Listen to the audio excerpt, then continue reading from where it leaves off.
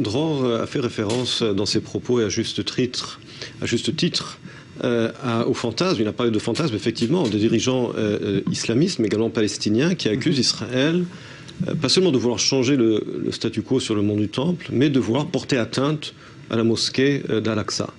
Et là, permettez-moi de vous citer ce qu'a dit Mahmoud Abbas il y a 2 semaines, le 16 septembre. Je cite: « Nous bénissons chaque goutte de sang qui a été versée pour Jérusalem, qui est un sang pur et propre, un sang qui a été versé pour Allah. Chaque martyr shahid ira au paradis et chaque blessé sera récompensé par Allah.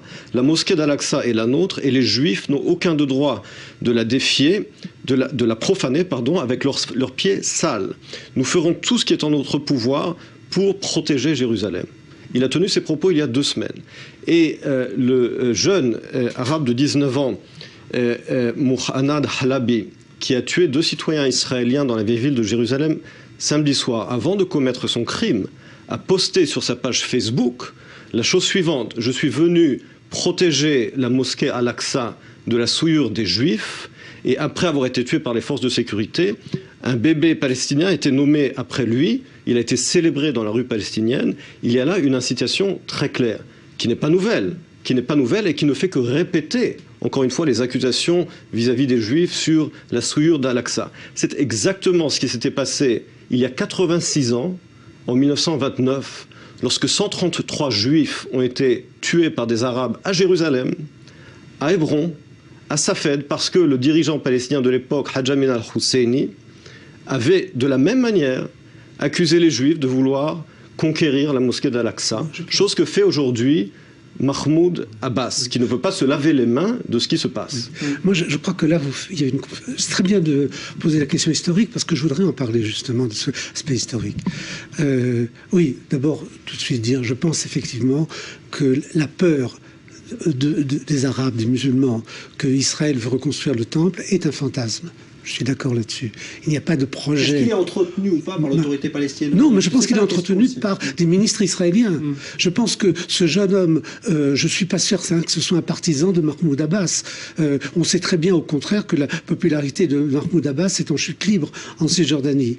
Mais ce qui est la différence aujourd'hui, par rapport à ce qui s'est passé, c'est que même si le gouvernement israélien, et je crois qu'il est sincère, veut maintenir le statu quo, aujourd'hui nous avons au sein de la majorité, au sein du gouvernement, des ministres qui ouvertement appellent tout simplement à reconstruire le temple d'une façon ou d'une autre. C'est ce qu'a dit le ministre Ariel. Il a parlé de reconstruire une synagogue, mais c'est son intention. Et si on regarde dans l'histoire, vous aviez parfaitement raison, en 1928, ça a été utilisé par le mufti de Jérusalem. Mais regardons ce qui s'est passé, par exemple, après 67. Nous avions le Rav Goren, qui était le grand rabbin des armées, qui, on le sait aujourd'hui, il ne s'en est pas caché par la suite, rêvait non seulement qu'il y ait un culte juif sur le mont du Temple, mais sur l'esplanade des mosquées, mais il rêvait de détruire les mosquées. La différence d'aujourd'hui, c'est que des gens comme ça, qui étaient relativement marginaux, aujourd'hui nous avons des ministres qui disent ça. Alors, et d'autre part, il n'y a pas que cette motivation, il y a eu la motivation aussi de... C'est ça qui crée le fantasme qui existait avant. Quand j'ai parlé du Moufti de Jérusalem, c'était en 1929, c'était bien avant Uri Ariel, c'était bien avant le Rav Goren, et ce fantasme n'est pas nouveau, et par conséquent, il s'agit d'un phénomène qui se répète. Oui, mais il y a quelque chose qui permet d'entretenir le fantasme et quelque chose qui permet de combattre le fantasme. On n'est pas dans la psychanalyse. Or, ce que fait le gouvernement israélien, ce qu'il autorise, ce qu'il a fermé les yeux. Aujourd'hui, hier, il a pris une mesure qui était sage, c'est interdit. Interdiction, on va en parler. Interdiction. Mais elle était tardive. Elle est tardive. Rappelons aussi le rôle, je pense, catastrophique qu'a eu Sharon dans le déclenchement de la seconde intifada. Je ne dis pas que Sharon est la cause de la seconde intifada, mais lui aussi a joué avec le feu. On ne joue pas... Le rapport Mitchell a lui-même déterminé que ça n'était pas la visite de Sharon sur le mont du Temple qui avait déclenché la deuxième intifada. Bon, mais je ne suis pas d'accord avec le rapport Mitchell. Alors, on a justement à Jérusalem, où nous attend Cyril Amar, qui a vécu toute cette journée, donc avec cette attaque au couteau, où un Israélien a été blessé, des mesures de sécurité renforcées, Cyril, et des affrontements ce soir à Jérusalem, dans le quartier de Chouafat, où vous vous trouvez? Oui, bonsoir Jean-Charles. Après une nouvelle journée meurtrière à Jérusalem, des violentes émeutes ont éclaté ici même, dans ce camp de réfugiés de Chouafat à Jérusalem-Est. Un camp de réfugiés, de violentes émeutes entre forces de sécurité israéliennes et manifestants palestiniennes. Un rond-point, le rond-point à l'entrée de ce camp de réfugiés porte encore les stigmates de ces affrontements. On peut voir des centaines de pierres autour de moi, signe des affrontements très violents entre les policiers israéliens et les manifestants palestiniens. Ce camp de réfugiés dont est originaire, il faut le rappeler, le terroriste palestinien qui a poignardé cet après-midi un jeune civil israélien, un étudiant d'une école talmudique près d'ici, près de ce camp de réfugiés. Les forces de police, on peut entendre derrière moi des tirs de gaz lacrymogène. On a entendu un peu plus tôt, on a entendu même des tirs à balles réelles et des hélicoptères survoler ce camp de réfugiés, donc de violentes émeutes, parce que la police est entrée dans ce camp de réfugiés pour perquisitionner le domicile de ce terroriste. Et au moment où les forces de police entraient dans le camp de réfugiés, ils ont été accueillis par une pluie de pierres, de jets de cocktails Molotov, des engins explosifs improvisés. Vous pouvez même voir derrière moi des pneus brûlés. Les jeunes manifestants cagoulés bloquent l'entrée de ce camp de réfugiés. Ils ont avancé pour arriver au domicile de l'assaillant, du terroriste. Ils se sont heurtés à une forte résistance de la part des habitants de ce camp de réfugiés. Il y aurait, selon les sources palestiniennes, deux Palestiniens qui auraient été tués, deux manifestants qui auraient été tués, alors que 9 policiers israéliens ont été légèrement blessés. Donc la tension reste très palpable ici dans ce camp de réfugiés de Chouafat à l'est de Jérusalem. Cyril, autre point de tension, évidemment, la vieille ville de Jérusalem, avec des mesures de sécurité, là aussi, sans cesse renforcées.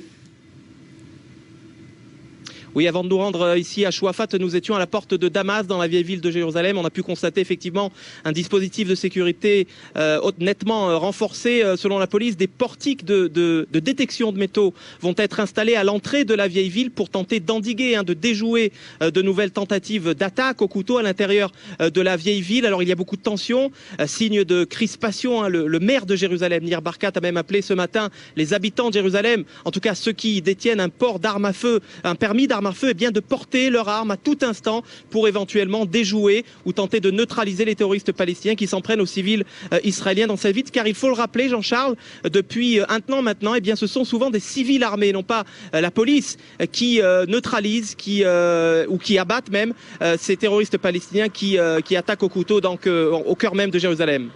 Merci Cyril Amar. On vous retrouve évidemment à tout moment si des événements se produisent dans le quartier de Chouafat où vous vous trouvez. Alors je voulais qu'on parle justement de cette mesure d'apaisement ou pas prise par Netanyahou dans Evan Sapir, celle d'interdire à tout député, quel qu'il soit, de se rendre sur l'esplanade du Mont du Temple.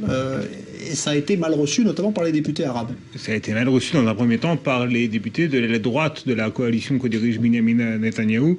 Et c'est pas le premier exemple depuis que cette crise a débuté. Le premier exemple où Benyamin Netanyahou, quelque part, prend des décisions qui vont contre de larges pans de sa coalition, mais aussi peut-être même de son électorat. Parce qu'il faut rappeler que le succès de Benyamin Netanyahou et de son parti, le Likoud, aux dernières élections législatives, avec 30 mandats, c'est considérable, s'était fait en partie aux dépens du parti sioniste religieux de Naftali Bennett, le parti du foyer juif. Et donc, une partie de l'électorat du Likoud aux dernières élections est un parti pour qui le Mont du Temple, c'est quelque chose de crucial. Et le fait que Benyamin Netanyahou ait pris cette décision, ça signifie bien qu'il a une vision très globale des enjeux. Ça confirme que, contrairement à ce que l'on pense, et contrairement à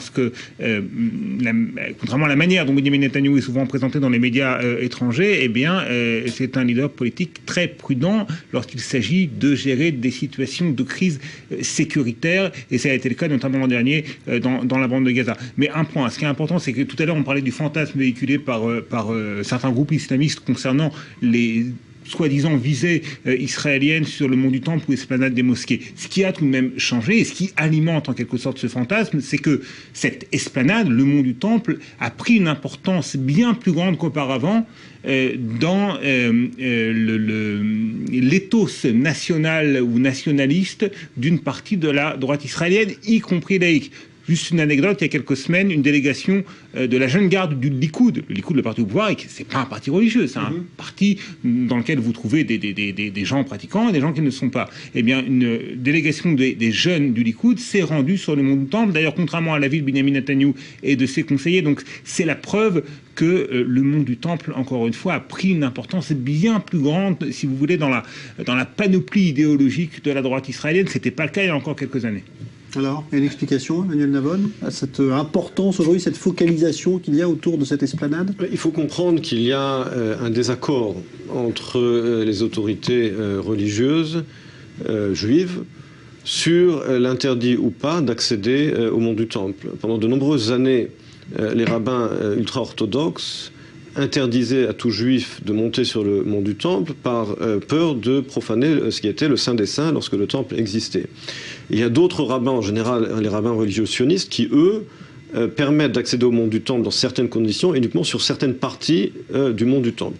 Et cette autorisation a été utilisée, c'est vrai, de plus en plus ces dernières années, dont par certains membres de la Knesset et également ministres.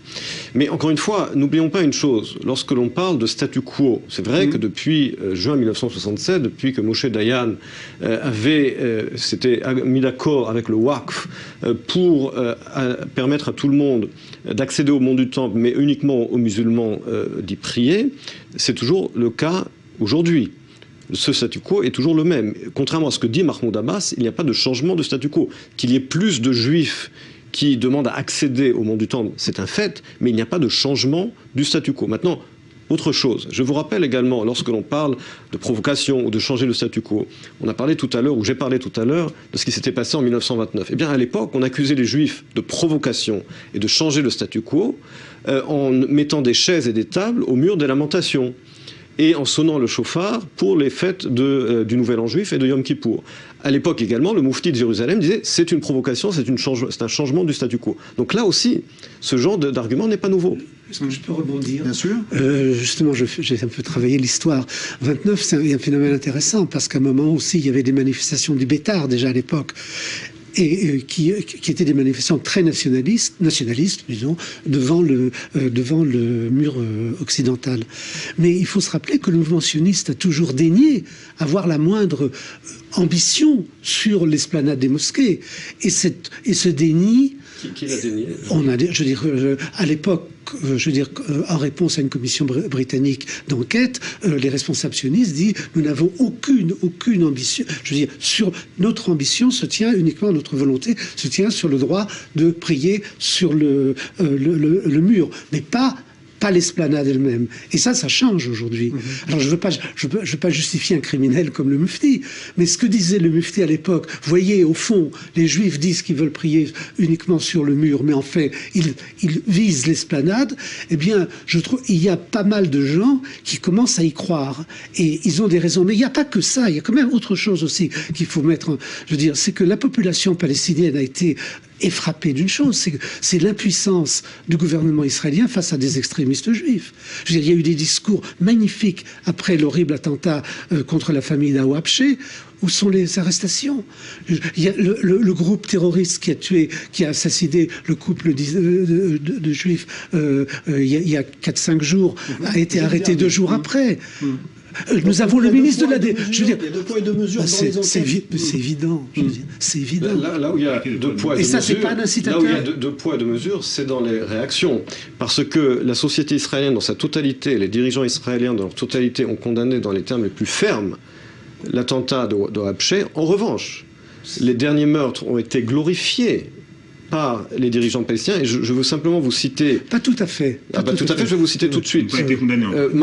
Non seulement n'ont pas été condamnés, Mahmoud Ismail, qui est membre du comité exécutif de l'OLP, a décrit le 6 octobre dernier, donc vraiment il y a 2 jours, un devoir national de commettre ces attentats, membre du comité central de l'OLP. Jamal Mouhaysen, qui est également membre du comité central de l'OLP, dit que toute mesure est légitime et légale pour tuer des Israéliens.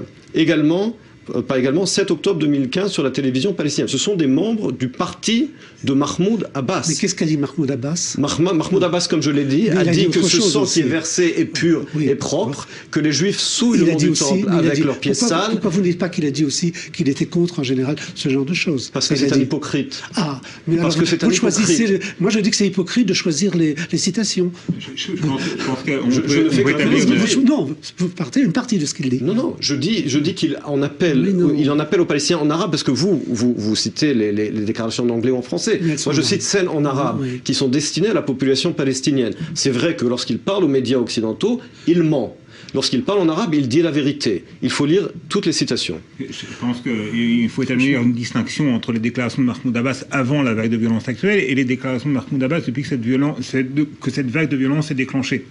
Avant, très nettement, Emmanuel Navon l'a cité, il y avait une ambiguïté, une ambivalence délétère et qui pouvait effectivement inciter certains Palestiniens à passer à l'action, à commettre des actes terroristes. Cette fameuse phrase sur les Juifs qui souillent l'esplanade des mosquées. Mais après... Il parlait des soldats qui étaient rentrés dans l'esplanade avec leurs bottes. C'était dans ce contexte-là qu'il a dit. Il a dit les Juifs. Il parlait dans le contexte des soldats qui étaient rentrés avec des bottes. Très clairement, parce que c'est dans son intérêt, parce qu'il craint pour sa place, parce qu'il craint la concurrence du Hamas, il a les déclarations en anglais et en arabe également, et même peut-être même surtout en arabe, de lui et de certains de ses conseillers, notamment Nimer Hamad, ont été très clairs. C'était des déclarations qui avaient pour but de permettre les conditions d'un retour au calme et d'inciter les Palestiniens à ne pas faire usage de la violence. Et de fait, un nombre relativement bas de Palestiniens ont pris part aux émeutes. Alors, on va retrouver tout de suite, cette fois en direct de Tel Aviv, votre envoyé spécial d'i24 News, Léa Berdugo, qui va nous raconter déjà ce qui s'est passé cet après-midi, donc dans cet attentat qui s'est produit au cœur même donc de Tel Aviv, juste à côté du quartier général de l'armée israélienne. Léa Berdugo, vous êtes en direct.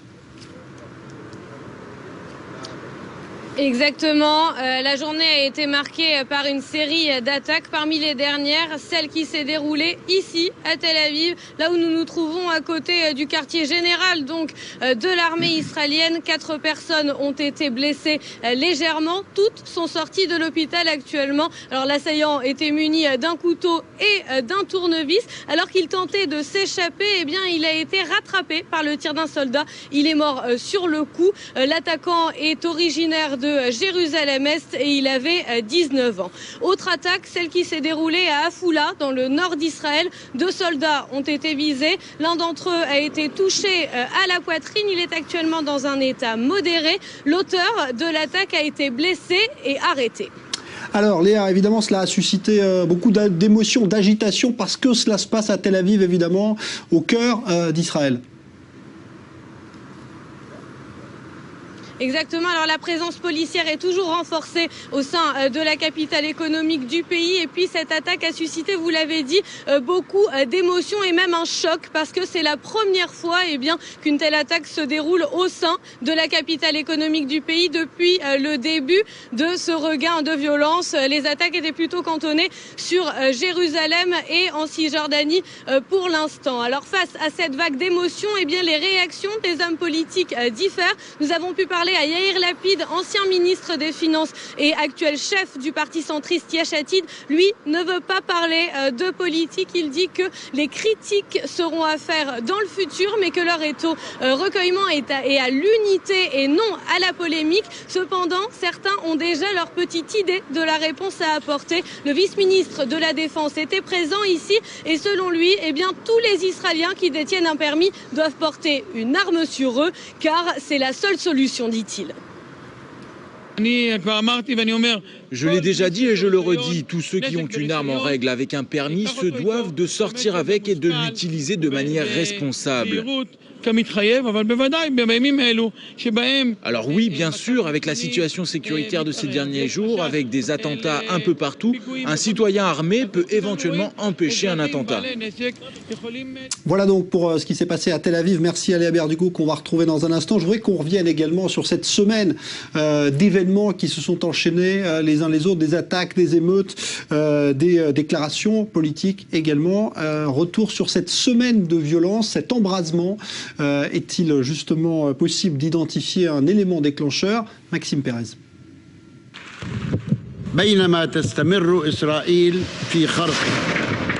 Le 30 septembre, le président palestinien Mahmoud Abbas profite de sa tribune à l'ONU pour s'en prendre violemment à Israël. À Ramallah, son discours est suivi sur écran géant par des milliers de personnes. Hasard ou coïncidence, son allocution marque le début des violences qui frappent Israël et la Cisjordanie depuis bientôt une semaine. Jeudi soir dernier, près de l'implantation d'Itamar en Cisjordanie, une voiture israélienne est prise sous le feu de tireurs palestiniens. À bord, Etam et Nahama Henkin sont assassinés sous les yeux de leurs 4 enfants. Quelques heures plus tard, les forces israéliennes opèrent au cœur de la ville palestinienne de Naplouse. Les 5 membres de la cellule terroriste sont méthodiquement appréhendés. Ils appartiennent au Hamas. Samedi soir, les événements s'enchaînent. 2 fidèles juifs sont mortellement poignardés dans la vieille ville de Jérusalem après s'être rendus au mur des lamentations. Une femme donne l'alerte et permet aux policiers d'abattre le terroriste, un Palestinien de 19 ans. Dans la nuit, un autre Palestinien est abattu après une violente altercation avec des jeunes juifs à l'entrée de la vieille ville de Jérusalem. Parallèlement, les territoires palestiniens s'embrasent. Un peu partout en Cisjordanie, des heurts opposent l'armée israélienne à de jeunes lanceurs de pierres. Dimanche, un premier Palestinien meurt lors d'affrontements à Tulkarem. Le lendemain, un autre Palestinien trouve la mort à Bethléem. Ses funérailles servent de prétexte à de nouvelles violences.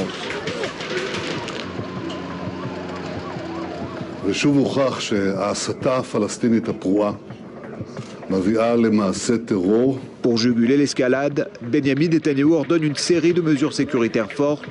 Par exemple, la destruction de maisons palestiniennes appartenant aux auteurs d'attentats. Les autorités israéliennes jugent que cette mesure peut s'avérer dissuasive. Malgré les appels au calme, y compris du président palestinien Mahmoud Abbas, les tensions sur le terrain ne faiblissent pas. Mercredi, des attaques à l'arme blanche touchent pour la première fois des villes israéliennes. Kiryat Gat, dans le sud du pays, puis Petah Tikva, dans la banlieue de Tel Aviv.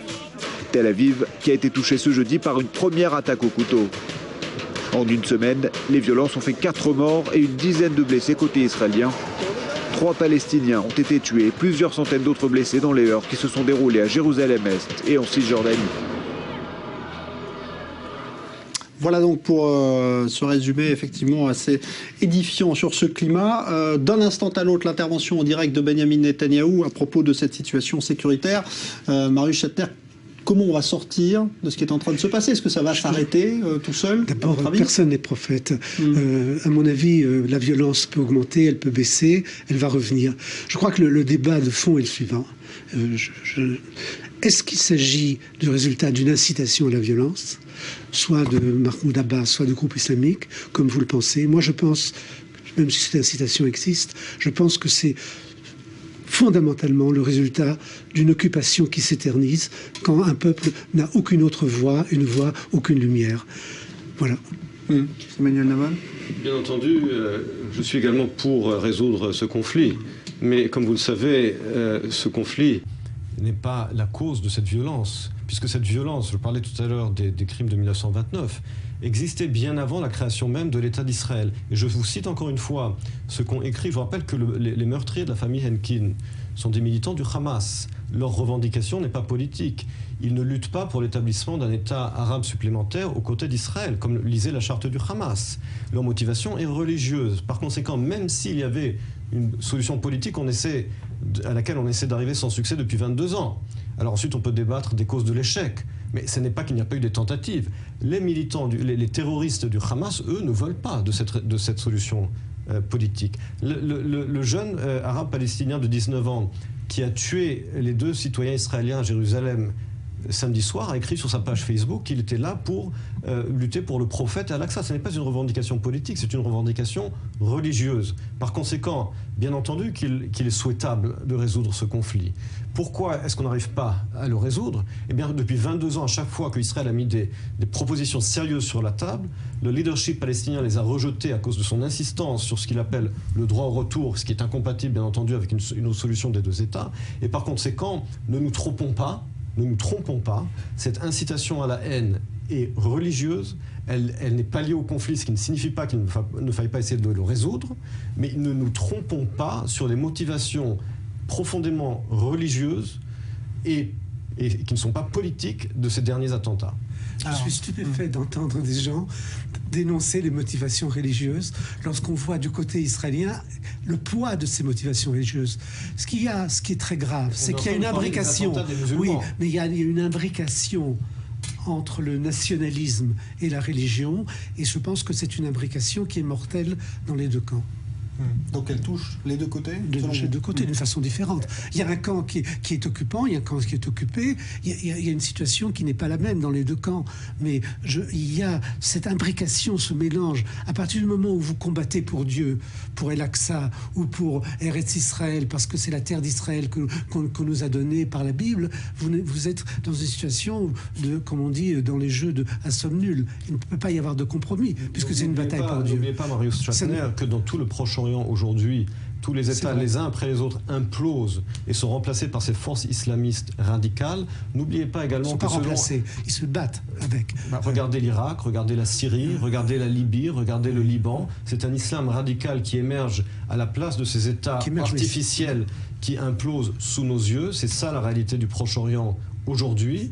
C'est la réalité du Proche-Orient. Et n'oubliez pas autre chose, c'est que lorsque l'on parle, vous parlez du mélange entre la politique et la religion, mais lorsque un sondage de Israel Project en 2011, en juillet 2011, montre que 73% des Palestiniens croient dans la hadith de Al-Bukhari, qui dit que le jour de jugement ne viendra pas tant que les musulmans n'auront pas tué tous les juifs, c'est un fait qu'on ne peut pas ignorer. Et du côté juif, il y a également des fondamentalistes, mais les juifs ne coupent pas la tête de leurs ennemis, ne les poignardent pas et ne considèrent pas que c'est un commandement religieux de tuer les non-juifs. Et ça, c'est une différence fondamentale. Oui, mais vous généralisez les juifs, les musulmans.